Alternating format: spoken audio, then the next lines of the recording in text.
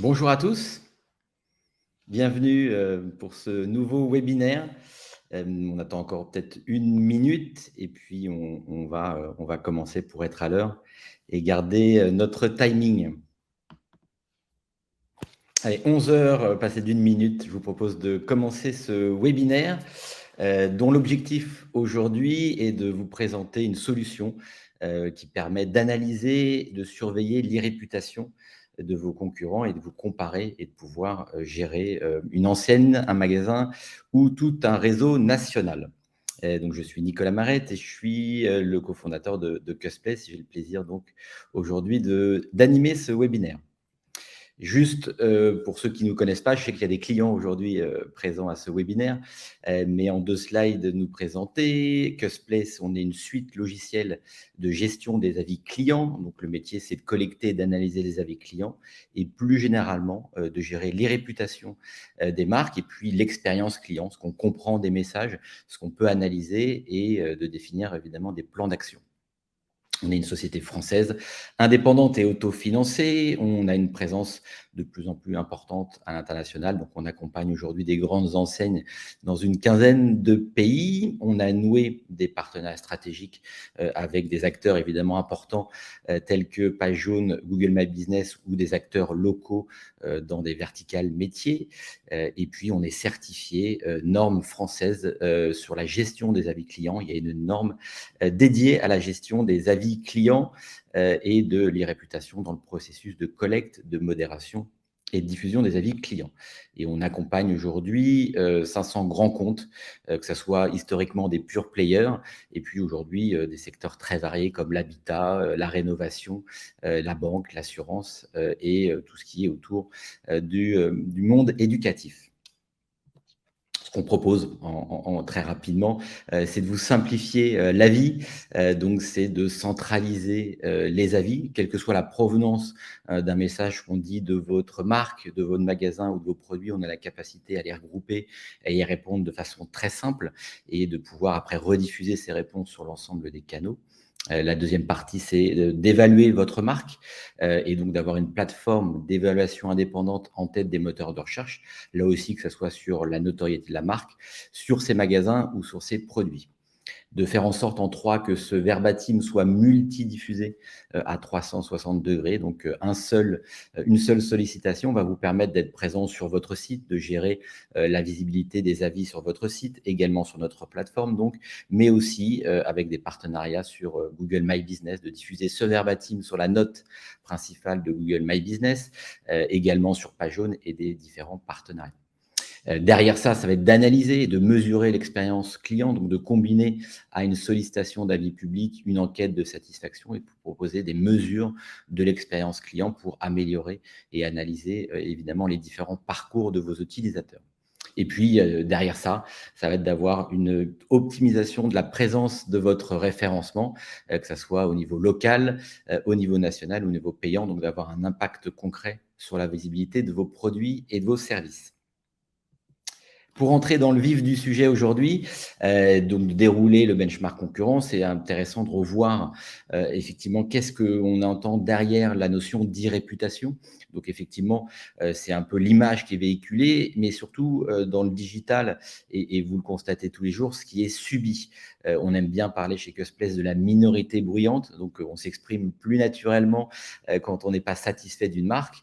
Et effectivement, il y a un biais d'une image de marque, c'est ce que disent finalement vos clients, vos consommateurs, mais plutôt sur une partie d'insatisfaction. Et finalement, la majorité silencieuse, celle qui est satisfaite de vos produits et services, mais qui ne va pas s'exprimer, on ne la voit pas forcément. En tout cas, on ne la voit pas forcément quand on n'a pas une stratégie d'irréputation. Et dans cette stratégie d'irréputation, évidemment, un point de départ, c'est de pouvoir comprendre et savoir ce que font évidemment vos concurrents. Donc, ça a vraiment un impact sur ce qui oriente favorablement ou défavorablement une opinion. Et là, on parle évidemment sur le digital des avis, des plateformes d'avis, mais tout ce qui est remonté sur les moteurs de recherche, évidemment, on va parler de Google en particulier, des réseaux sociaux, des sites collaboratifs. Donc, c'est vraiment cette notion qui va être importante, c'est les biais qu'on peut avoir derrière les réputations et ce que font vos concurrents. L'importance de les réputations, vous le savez évidemment, mais c'est, synonyme de fiabilité et de transparence. Je vais m'informer, avant d'utiliser un produit, un service, aller en magasin. Je veux voir ce qui est dit et effectivement, ça va être la notion de fiabilité et de transparence, qui va remonter et puis derrière, c'est vraiment l'intention d'achat. On sait que si, on a des avis négatifs, ça va impacter, très concrètement, les taux de transformation et la visite en magasin et puis ça peut aussi orienter les consommateurs dans le réachat, dans la réassurance qu'on peut avoir au niveau évidemment de la marque des produits ou des services. Ça va être aussi l'importance qu'ont derrière les avis clients et comment elles se transforment en termes d'e-réputation. Donc, là aussi, des chiffres assez classiques, hein, l'importance qu'ont les avis clients dans le processus, d'achat, vu qu'on est en moyenne à 88 des consommateurs qui se fient aux avis clients avant d'être dans un processus, d'achat. C'est évidemment aussi derrière l'optimisation et soigner, la communication, en termes d'e-réputation et puis ça a un impact, très concret, notamment sur le local, hein, en termes de benchmark, sur le trafic en magasin. Google dit très clairement que ces avis, le nombre d'avis, la note qu'il y a sur ce qu'on appelle les fiches business, Google Business Profile, vous savez, les fiches de chaque magasin, ça joue clairement sur l'impact du trafic, que ça soit sur le nom de votre marque, mais ce qui va être intéressant en termes de benchmark et des réputations, ça va être sur les recherches découvertes. C'est-à-dire derrière un produit ou un service, on va chercher un électricien, on va chercher un restaurant, évidemment, vous le faites peut-être, mais aussi un opticien, voire un assureur. Et donc, sur des requêtes génériques, les réputations et les avis clients ont un impact très concret qu'on arrive à mesurer et qui ont un impact direct sur les appels téléphoniques, le trafic sur site, mais également, évidemment, les visites en magasin. Derrière l'impact des réputations, quels sont les acteurs qui impactent derrière, cette notion? Ça va être évidemment, les consommateurs, ce qu'ils disent, de vos produits et services qui vont impacter. Mais, aujourd'hui, de plus en plus, c'est pas nouveau, mais ce sont les influenceurs. Donc cette notion, voilà, de personnes qui sont écoutées, très fortement sur, les chaînes YouTube, TikTok ou Instagram, qui vont aussi avoir un impact et qu'il faut tenir en compte en termes de veille. On a mis les médias en 3e position. Alors, quel est le niveau aujourd'hui d'importance qu'on donne aux médias en face des consommateurs et de l'influenceur? C'est différent, mais plus on est sur des populations qui sont jeunes, plus cette notion d'influenceur, d'avis consommateur va être importante et les médias, finalement, auront une part toujours significative, mais peut-être un peu moins importante en fonction de la population. Ça va être aussi vos concurrents, ce qu'ils peuvent éventuellement véhiculer et dire, pas forcément uniquement de votre marque, mais d'un service en général. Et évidemment, ça va être vous, entreprise, qu'est-ce que vous allez véhiculer, comment vous allez reprendre la main sur ce qu'on appelle donc cette majorité silencieuse, satisfaite de vos produits et services, mais qui ne s'exprime pas. Ça va être également vos partenaires, voilà, qu'est-ce qu'ils peuvent dire de vous. Et de plus en plus, vos salariés. Je vous invite à faire cette requête avis de marque ou un magasin et l'adresse de la ville. Et vous allez voir de plus en plus que les salariés, les avis salariés augmentent. L'algorithme de Google, hein, parce que c'est bien ça derrière qui est les réputations, c'est ce qu'on remonte des moteurs de recherche et évidemment aujourd'hui Google, de plus en plus aussi impact sur les avis salariés. Donc on a aussi un sujet très important chez nous qui vont arriver, mais ça sera l'objet d'un prochain webinaire sur l'impact de la marque employeur. Alors, comparer ces établissements benchmark sectoriels, vous le savez, hein, le benchmark, c'est la capacité qu'on a à se comparer et à analyser un concurrent. Mais qu'est-ce qui fait un bon benchmark derrière? Au-delà de l'identification de vos concurrents, si vous êtes dans une enseigne, vous les savez évidemment. Mais ce qui va être intéressant, c'est de comprendre leur positionnement. Est-ce qu'ils agissent concrètement aujourd'hui au niveau national? Est-ce qu'ils agissent au niveau régional? Donc, effectivement, on peut avoir des assureurs, des banques, par exemple, qui ont des stratégies différentes au niveau de la région. Et puis évidemment, au niveau local, ce qui fait le trafic en magasin, ce qui fait les réputations, qui complète l'image de marque, ça va être bien la visibilité qu'on a derrière. Et donc, en identifiant concrètement ces 3 aspects, national, régional et local, on va pouvoir voir ce qu'ils font, ce qu'on dit également de vos concurrents et puis, in fine, de pouvoir agir et développer des plans d'action qui permettent concrètement de pouvoir changer et de pouvoir actionner différents leviers en termes de benchmark.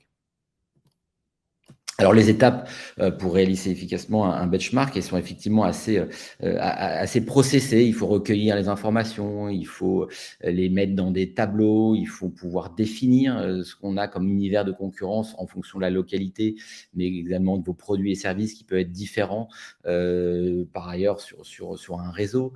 Ça va être de les synthétiser et puis, concrètement, c'est de faire parler ces données, ce qui est pas toujours évident.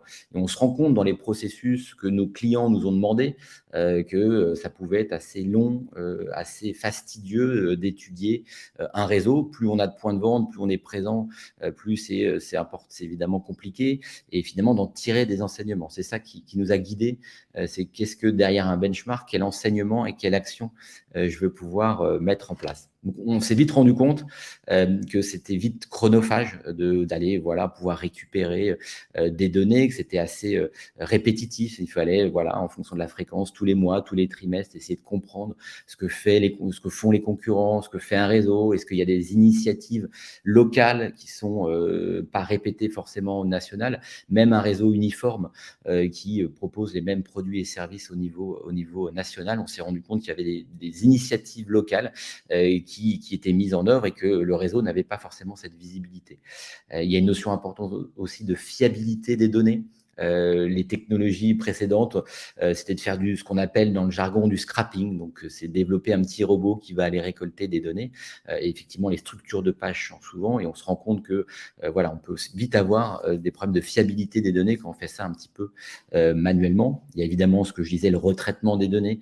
On peut parler de plusieurs pays, d'un réseau qui a 100, 200, 500, 800 points de vente. Donc, ce sont des données quotidiennes dans des volumétries très importantes qui peuvent être données. Et donc, effectivement, ça peut être vite compliqué. Et puis, c'est l'intelligence qu'on propose aujourd'hui, les outils hein, en général, derrière une note, derrière un verbatim, c'est de comprendre ce qui est dit. Donc, le NLP, c'est ce qu'on appelle le Natural Language Processing, c'est comprendre hein, concrètement derrière des mots, derrière des sentiments, ce qui est dit, scorer ces sentiments. Donc, effectivement, il y a beaucoup aujourd'hui d'outils, qu'ils soient internes ou externes, qu'on peut plugger, qu'on peut connecter et qui permettent d'aller beaucoup plus loin. Et puis, il y a des expertises métiers, hein, des ressources rares comme les data scientists qui vont, eux, pouvoir faire des modèles statistiques assez élaborés. Et c'est ça qui va vraiment, au final, donner de la valeur par rapport à un simple comparateur où je vais chercher des données, les scraper donc dans notre jargon et les mettre dans des tableaux Excel derrière.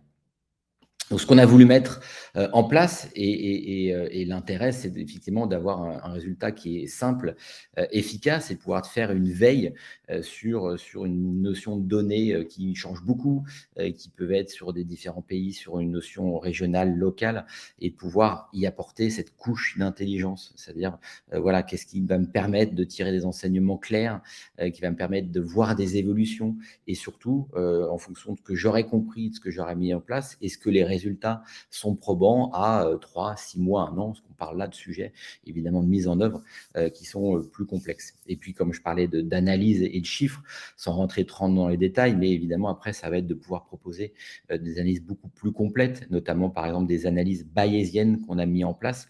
Donc, concrètement, pour faire simple, une analyse bayésienne, ça va être qu'un indicateur, une donnée va avoir une influence plus ou moins importante sur une autre. Donc, concrètement, plutôt de donner un classement en fonction de la note. Effectivement, c'est bien de savoir que dans un classement national, local ou régional, on va pouvoir donner un classement par rapport à la note. J'ai 5 sur 5, 4 sur 5. Mais finalement, ce qui va être aussi important, voire on le remarque dans l'algorithme de Google au niveau local, ça va être le nombre d'avis. Et donc, si on croise des données, la notion de nombre d'avis va avoir un impact beaucoup plus important. Et donc, c'est ça l'analyse bayésienne, c'est qu'un indicateur va pouvoir influencer plus ou moins fortement le nombre de classements et pouvoir évidemment avoir une analyse beaucoup plus fine. Donc le CX Benchmark, c'est l'offre qu'on a développée conjointement avec nos clients. Donc on a pris beaucoup de temps pour écouter nos réseaux dans différents secteurs pour proposer un customer experience, donc une analyse de l'expérience du benchmark. Et donc on s'est basé notamment beaucoup sur les fiches Google Business Profile, donc une donnée qui est fiable, une donnée qui évidemment a un impact très important. Il suffit d'aller sur votre mobile, de taper voilà restaurateur, bricolage. Donc je cherchent une information, vous allez voir que finalement, ça va être ce qu'on appelle le local pack, donc les informations locales qui vont remonter. Puis si on va aller un peu plus loin, évidemment, il y a le niveau national. Mais c'est vraiment ça, aujourd'hui, qui a un impact très concret dans le business, dans le trafic magasin, qu'on soit d'ailleurs au niveau plus local, mais aussi en termes d'e-réputation sur le niveau national qui joue. Donc, c'est vraiment sur cette donnée qu'on s'est basé. Pourquoi étudier et pourquoi benchmarker les avis Google Business Profile? Chaque année, Cusplace édite une étude qui va analyser l'impact des avis clients par secteur d'activité. Donc, on part avant ce qu'une marque qui ne collectait pas d'avis, puis après, une fois que la marque collecte d'avis. Et ce qu'on s'est rendu compte en analysant 100 000 points de vente sur 12 secteurs, c'est qu'on a des croissances qui peuvent aller jusqu'à 50% d'augmentation des performances de magasins. Donc, on appelle les performances, on traque, et ça, c'est des données que nous donne Google Business Profile, le nombre d'appels téléphoniques supplémentaires, le nombre de visites sur la page locale, le store locator, comme on appelle, de trafic, et puis le trafic concret en magasin, donc les personnes qui ont initié un itinéraire derrière. Donc, effectivement, entre initier un itinéraire et aller concrètement au magasin, il peut avoir effectivement une déperdition, mais on est sur des données qui sont très importantes. On ne parle pas de 2-3% d'augmentation grâce aux avis clients business profile, on parle de 30 à 40 à 50% d'augmentation grâce aux avis Google Maps Business. Donc, vous comprenez bien l'importance que peut avoir une stratégie d'un réseau concurrent, d'un magasin local, et ce que ça peut donner en termes concrets de performance. Vous pouvez, peut-être sur le chat, on le mettra aussi, télécharger l'étude qui vous donne voilà, les résultats très précis en termes de performance sur les données par secteur d'activité. Donc, le benchmark, après avoir défini effectivement les réputations, les enjeux et la méthodologie, ça va être concrètement de suivre et de comparer les performances de vos magasins, de les agréger au niveau de la région et voire de les agréger aussi au niveau national. Donc, on va pouvoir suivre, sélectionner voilà, les 7-8 enseignes qui sont concurrentes dans mon univers d'activité, de pouvoir voir l'évolution des notations, d'avoir, comme je vous l'ai dit précédemment, de comparer, et on a développé un scoring, une analyse propre à Cusplace qui permet de classer ces magasins selon plusieurs critères, le verbatim, la puissance d'analyse, évidemment le nombre d'avis et la notation. Donc, c'est ce qui va être important, c'est de combiner ces informations, de leur donner un poids plus ou moins important en fonction de l'évolution.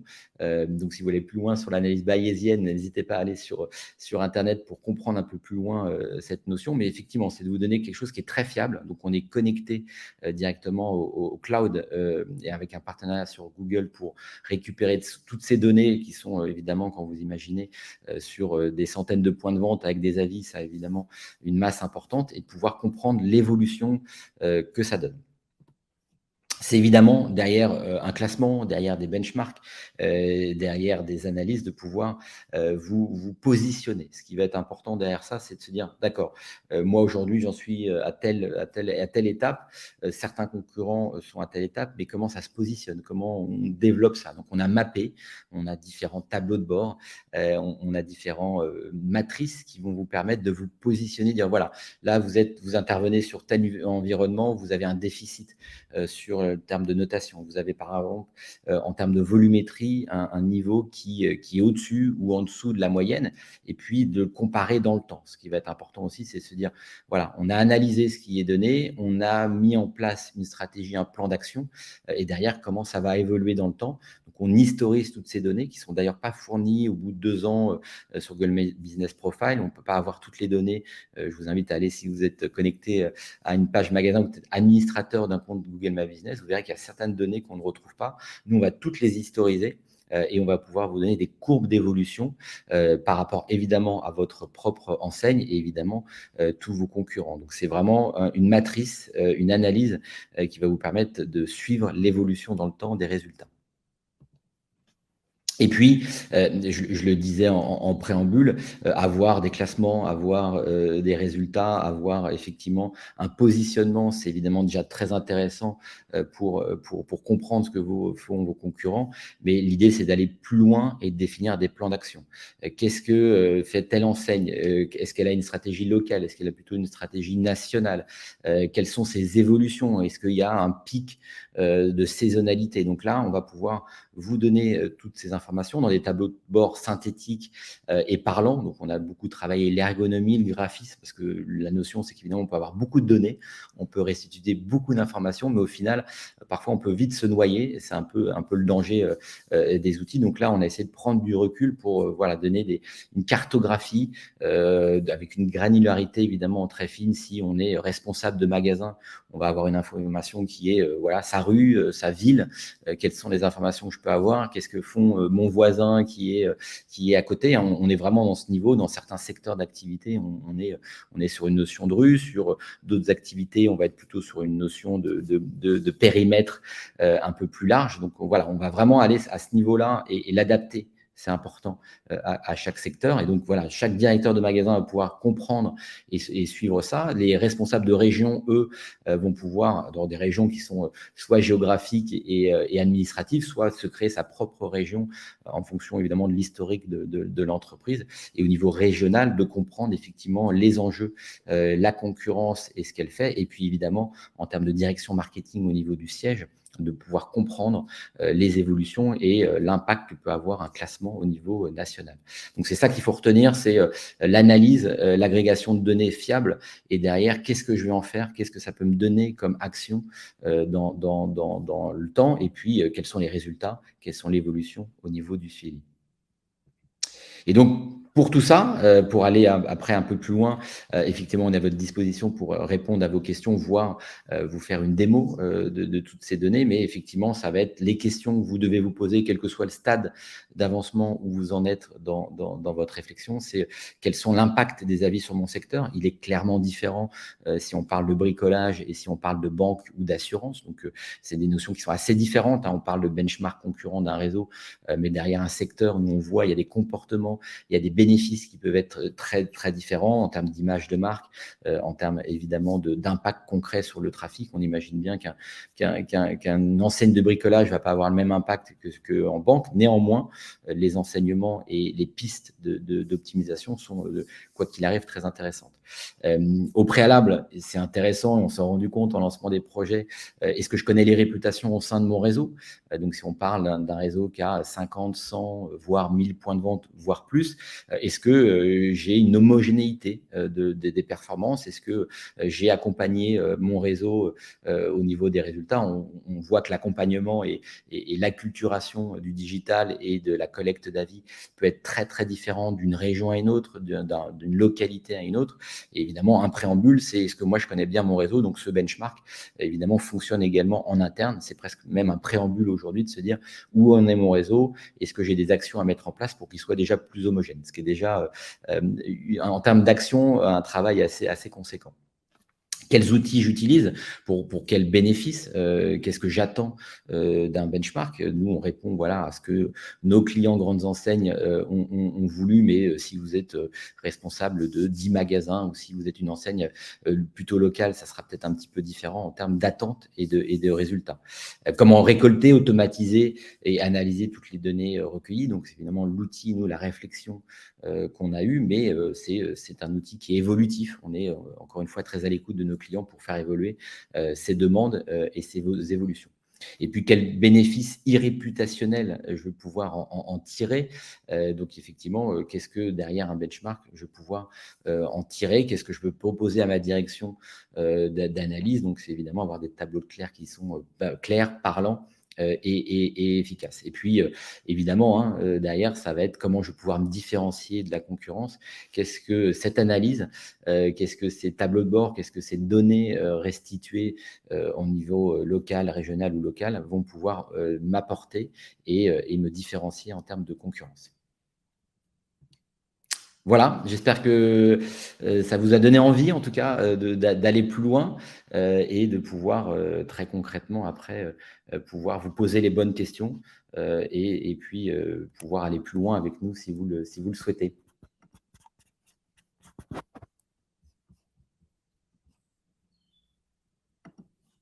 Alors, je ne sais pas si vous, dans le chat, vous avez des questions ou des interrogations. Visiblement, on n'a pas de questions aujourd'hui sur ce webinaire. Et encore une fois, nos équipes sont à votre disposition pour voilà, répondre à vos questions et éventuellement programmer un rendez-vous de démo. Merci beaucoup, merci de votre disponibilité et à très bientôt. Au revoir.